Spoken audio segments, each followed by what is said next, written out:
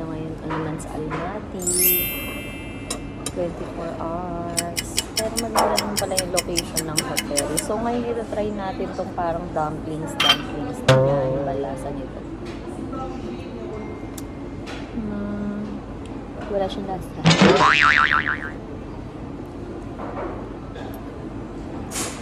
Masarap naman yung soup niya. Tapos itong parang bilog-bilog. Tingnan natin.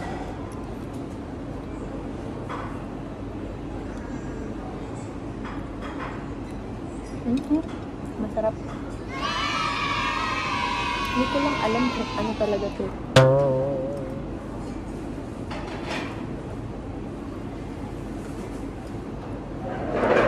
Kung beef ba ito? Beef siguro ito. Nakalagay sa labas halal eh. So malamang walang pork dito.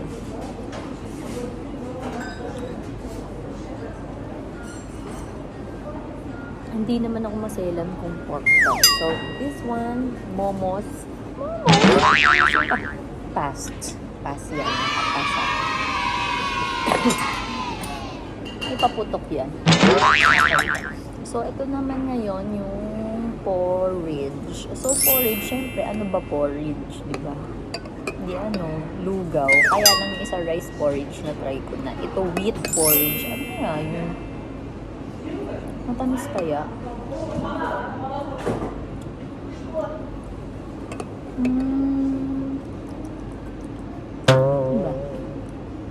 Para siyang Quaker Oats. Masarap siya. Masarap siya. Gusto ko siya. Nagpakabusog tayo ngayon.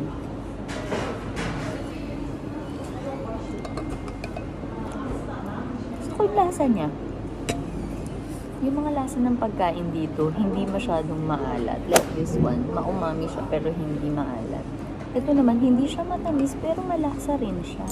Ano kaya ito? Basta sabi niya wheat porridge. The wheat porridge. Wheat porridge.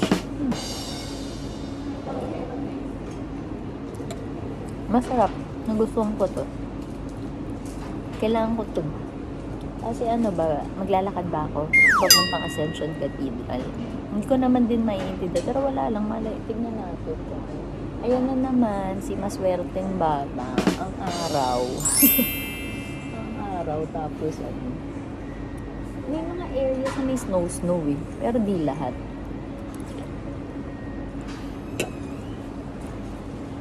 Siyempre malungkot ako in a way kasi di nakasama si baby ko. Pero he didn't miss much. Hindi, kung 48 hours siya, okay. Kasi pwedeng pumunta sa Shimbulak. Yun talaga yung makapal yung snow. Dito wala eh. Halos wala na siya actually. Meron na lang parang mapa-design ng konti. Ang lamig lang. Hindi ko at ang hirap kasi lumakad, parang nanginginig ka lang.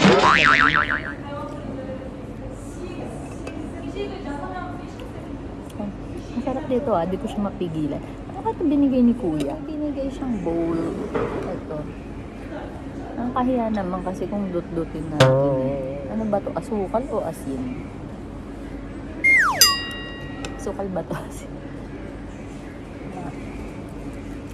Asukal. Para siguro dito sa parang wheat porridge na nasarapan ako.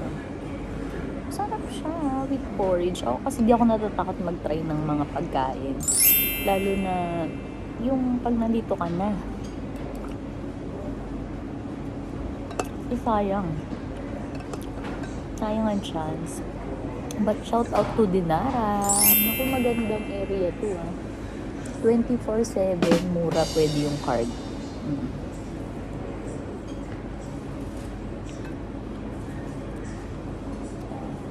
Ay, hindi ko pala na-try itong isa. Sige, try ko na to. Magugustuhan ni baby po to eh. Poached egg. Nasarapan talaga ako dito sa with porridge. Pero isa-isa lang. Inisip ko nga kanina, nagtakaw si ate mo, kakainin mo lahat yan. Ay, kaya lang kasi, nung bandang gabi, syempre ngayon fresh pa eh. Hindi ko sure kung makakabalik.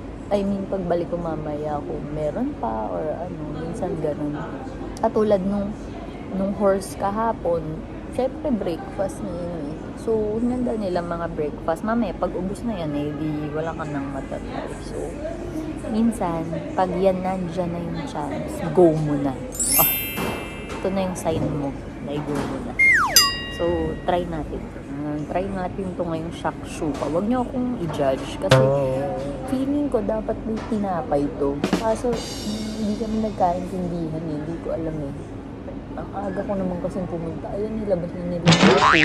Nahayaan mo na para matry. So, itong shakshuka, ayon sa internet, ayon kay AI, poached egg with tomatoes, onions. So, try natin.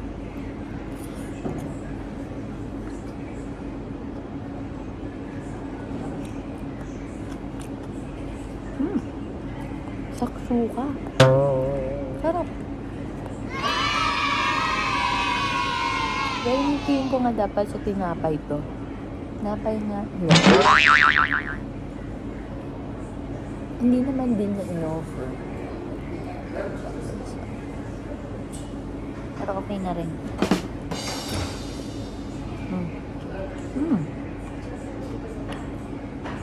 Sarap. Mahap yung lasa ng mga pagkain niya. Ang sarap po. Ang sarap ng mga lasa ng food nila. Delicious. Kung i-rate ko silang tatlo, siguro, ito yung pinaka nagustuhan ko. Sweet corn. Siguro kakaiba kasi siya para sa akin. Ang sarap nung balance ng lasa niya. And then, pero equally kasing sarap niya to. Ito masarap din siya eh. Hindi ko lang alam kung paano talaga siya kainin. Feeling ko dapat kasama bread. Hindi ko na-expect. Ito yung least ko na naging favorite. Kasi parang feeling ko hindi siya masyadong malasa. Baka dahil sanay ako sa Ajinomoto. So, pero masarap din siya. I mean lang, based dito sa tatlong na order ko, itong sinurpresa ako with porridge. Ang sarap. Nasarapan talaga ako sa kanya. Actually, dito, meron silang mga, microwave. So, parang naisip ko nga kahapon. Sabi ko, ano ba yan? Ayoko kasi ng as much as possible, ayoko kumain ng microwave food. Wala lang, feeling ko nakaka-cancel siya. Tarot. Ako lang naman yun. I think, ang bawat bagay, may katapat na oras. Kapag ang isang bagay minamadali, hindi siya normal. So, for example, sa akin lang yun. Halimbawa, minicrowave mo, yung normal heating time, which is like 5 minutes or 10 minutes, dun, kaya niyang gawin in 1 minute. So, parang, siya, may something na minadali yung process. So, I don't think maganda yun sa katawan. Pero ako lang yun. Ako lang naman yun. Ang dami ko nang kilalang nagma-microwave, buhay pa naman ang gano'n. Sabi ko kahapon, yun pala yung point ko, nakalimutan ko. Sabi ko kahapon, ay parang hindi okay kasi kaya nga kaya gusto ko nga kumain sa mga authentic na kasi gusto kong malasahan yung talagang pagkain nila na fresh, ganun. Pero kung ima-microwave, yun, parang kanina pa ba yun or something. Ngayon, na-realize ko na kung bakit may microwave. Kasi sa sobrang tagal ko kumain, dahil ang lamig nga, tinamag yun, dito ako sa loob, pero malamig pa din siya. Lumamig na yung pagkain talaga. Kadadaldal ko. So, itong parang, dumpling momos ko, hindi na siya maligam-gam na lang siya.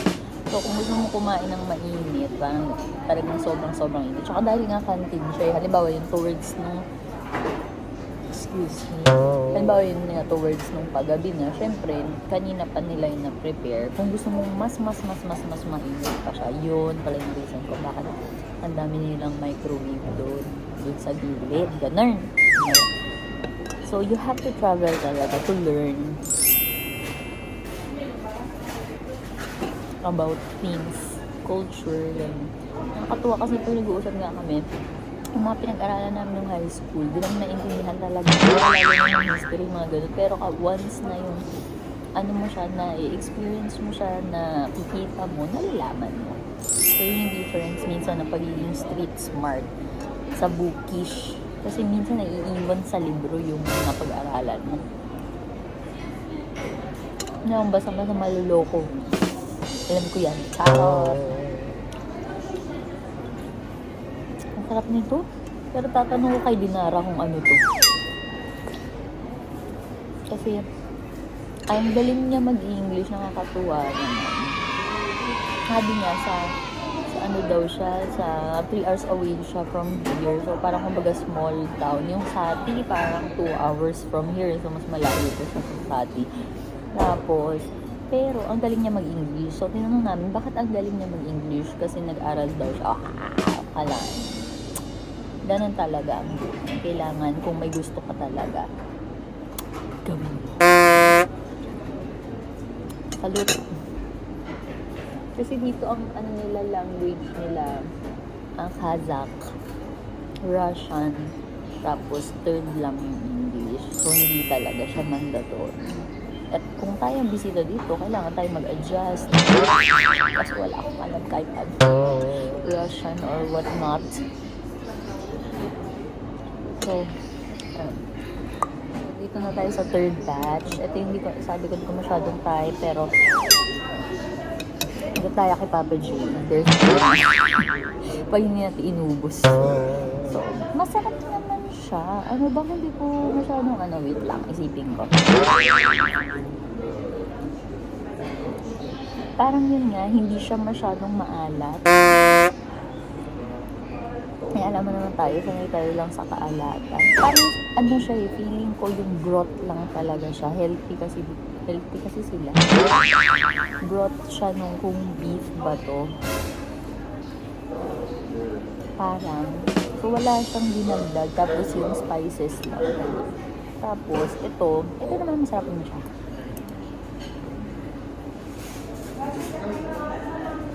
Kaya mas masarap yung kinain namin ni baby po dun sa sa food court.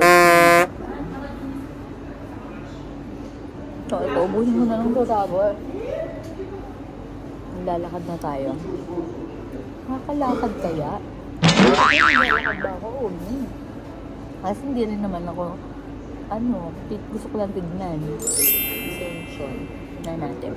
Actually, kahapon, may alin na nagpapaswipe. So, iswipe ko, hindi naman sa akin kasi nagtanong sa kay Haikal. Kay Haikal malapit eh. So, nagtanong siya, pwede ba daw pa-swipe, tapos bibigyan niya na lang ng cash. Inassist naman siya ni Haikal. So, kung may cash ako, pwede akong mag-taxi lang kasi. Diba, sarang dito kapalita na residis ba? Baka sa hotel meron. Not sure. Ilang piraso ba to? 2, 4, 6, 8, 10. Ala, ang dami. Sige, kaya ko to. Pang hanggang hapunan ko na. At parang dito tayong Sharon. Para ma-Sharon to. Yan, magte-10 na. Madami na ulit food. Ayun, kiss my friends pa. Ang sasarap. Take out na lang kaya ako. I think mga tinapay. Take out na ba ako? Yun, nakita pa natin si Haikal. So we just finished eating. Actually, we wanted to go to the Ascension Cathedral, but parang mga 10 minutes pa siya. Kung iniisip ko matutulog ako ng 3 hours, hindi na ako aabot. So, pupunta ba ako o hindi? Pupunta yata. Tapos, syempre malamig, pero kailangan cute pa din. Kaya tiis-tiis. Ala, ang cute. Love ako ng Almaty. Nahulugan ako ng snow. Wala talaga snow dito. Charot lang yun. Nahulog yata sa sobrang pagmamahal sa akin ng Almaty kahit walang snow. Nag-snow siya isa. Ayun may mga snow. Kung yan lang ang masasabi na okay, nananalo ka sa loto. Maga pala, medyo maganda naman siya. May mga snowy parts pa siya. Ayan. Hindi nga lang siya makapal. Eh, di bale, next time. Ay, ganyan pala yun. Nag-aano si Mari. So, sarado pa yung ibang mga stores. Tapos, punta tayo ngayon sa Ascension. Kaya pala walang snow. Pinapala ni Kuya. So, nakalagay kasi dito 15 minutes walk. Pero sa bilis ko maglakad, parang kaya naman ng 10. Silipin lang natin. Hello! Kasama naman kita sa spirit, baby. Iwan siya eh. Iyak siya kahapon. Tulala siya eh. Ay, buhay ID90. Yan, kapag embargo period, kasi sobrang puno din eh, pati babalik. Isa yan sa concern ko. Kapag embargo period, kahit kami, hindi kami makakapag-book ng confirmed ticket. Dahil holiday siya. Yan, may mga ay, pag maliwaliwanag naman yan, kita-kita naman yung mga snow. Pero ayun, may mga bato. Kita pa rin siya sa bato. Ayun, parang maliit na church pa din dyan. Yan, ganyan. Pero dun tayo sa main. Ay, feeling ko nakatira ako dito dati. Charot. Kasi parang alam ko siya eh. Wow, may dance bar. Ano yun? Sasayaw ba tayo dyan? Char. Yan. So, kung tataka kayo, naka-Google Maps lang ako. Turn left. Ako ba nalala? Ay, ito na ata. Turn left daw. Parang yan na yun. Wow. Let's see. Ay, ito. Yung snowy area. Hi, Bunny. Si Bunny. Na-miss ko si Bunny. Hello. Aba, basket. Malamig ah. Cute. Ay, naiyak na tuloy ako. Hala. Ooh. Naiyak tuloy ako. Naiwan ko si baby ko. Sorry, naiwan siya kahapon. Ngayon ko lang na-realize. Naiwan ko siya. Ito, dapat dito kami pupunta. Pero, hindi pa naman huli ang lahat. Pwede pa ulit pumunta dito next time. Gusto niya dyan eh, mag-snow. Tsaka yun nga. Kawawa naman kasi naka-prepare na siya. Nung OOTD niya. Tapos hindi siya kasama. Anyway, edit ko na lang ikaw dito.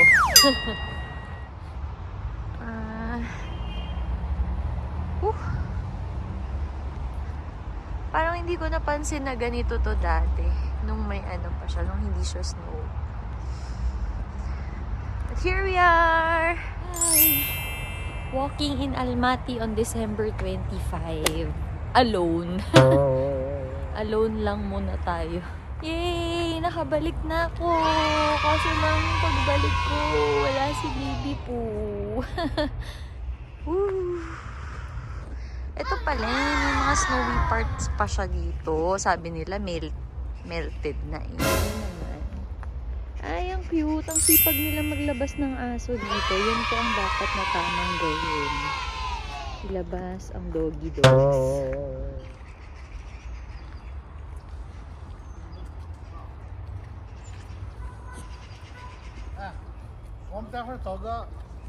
Yun, may pa-ice skating ka pa, oh.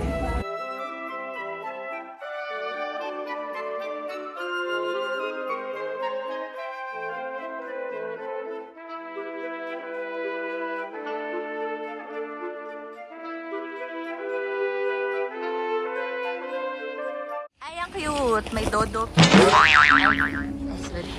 Kaso sarado pa. This one. Oh, mura lang oh. 250 lang. 250, 200, 150. Ayan, ice park. Buti na lang may nakilala ko Pilipino. Napicturean ako ng maganda. Pinicturean ako nung taga dito. Yung, ito lang yung kinuha eh. Hindi na ako nakiliti. Si Kuya, 100%. Pag solo ka, ikaw na mag-video.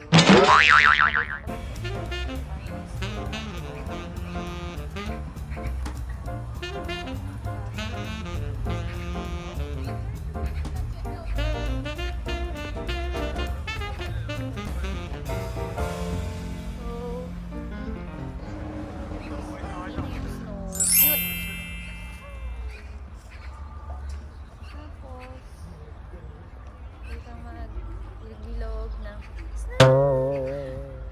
Ang lamig. Ang lamig siya ako doon.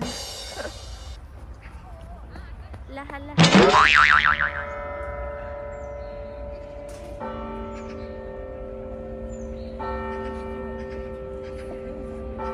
Wow! Merry Christmas!